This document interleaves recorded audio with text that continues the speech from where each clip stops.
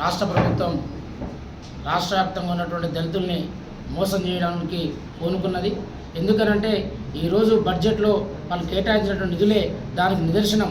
గత బడ్జెట్లో 40,000 కోట్ల రూపాయలు కేటాయిస్తే ఈసారి బడ్జెట్లో 1,175 కోట్లు కేటాయించారు.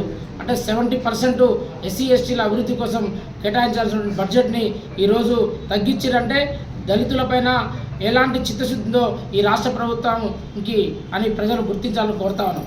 ఎందుకనంటే గతంలో కేసీఆర్ గారు దళితులకు మరి 10 లక్షల రూపాయలు ఇచ్చి మరి ఆర్థికంగా బలోపేతం కావడం కోసం కొత్త స్కీమ్ తీసుకొస్తే అది మరి బీఆర్ఎస్ పార్టీ కార్యకర్తలకి అని చెప్పేసి మరి దళితుల్ని రెచ్చగొట్టి ఈరోజు ఓట్లు వేసుకున్నటువంటి ఈ రాష్ట్ర ప్రభుత్వం చేవెళ్ళలో ఒక డిక్లరేషన్ అనేది ప్రకటించింది. ఆ డిక్లరేషన్ ప్రకారం 12 లక్షల రూపాయలు అభయహస్తం పేరుతోటి మేము దళితులకు ఇస్తాం, మీరు కాదు మేము కూడా ఇస్తామని చెప్పి దళితులను మోసం చేసింది. అదేవిధంగా దళితులకు మరి భూములకు సంబంధించినటువంటి అసైన్ ల్యాండ్ భూముల్ని సమానంగా మరి పట్టా భూములతో సమానంగా చేసి దళితుల భూములు అమ్ముకునే విధంగా దళితులు ఆర్థికంగా బలోపేతం కావడానికి చేస్తామని చెప్పి డిక్లరేషన్ చేయడం జరిగింది.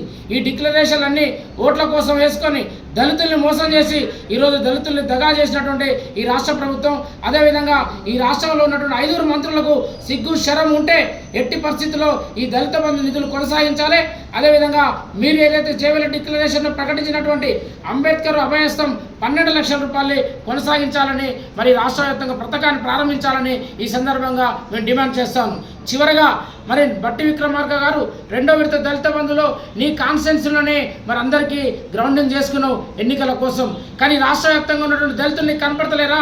ఈ రాష్ట్ర వ్యాప్తంగా ఉన్నటువంటి 17,500 మంది 2వ విడత దళిత బంధు మరి లబ్ధిదారులకు మరి నిధులు విడుదల చేయడానికి నీకు ఏ రకంగా మనసు ఒప్పడం లేదు. మా దళితుల యొక్క పాపం తగులుతని ఈ సందర్భంగా వారికి హెచ్చరిక చేస్తా ఉన్నాం. మిగిలినటువంటి 5 మంత్రులు ఈ 2వ విడత దళిత బంధును విడుదల చేసే విధంగా ఈ రాష్ట్ర ప్రభుత్వాన్ని మీద ఒత్తిడి తేవాలని తెలియజేస్తూ సెలవు తీసుకుంటున్నాం. జై తెలంగాణ.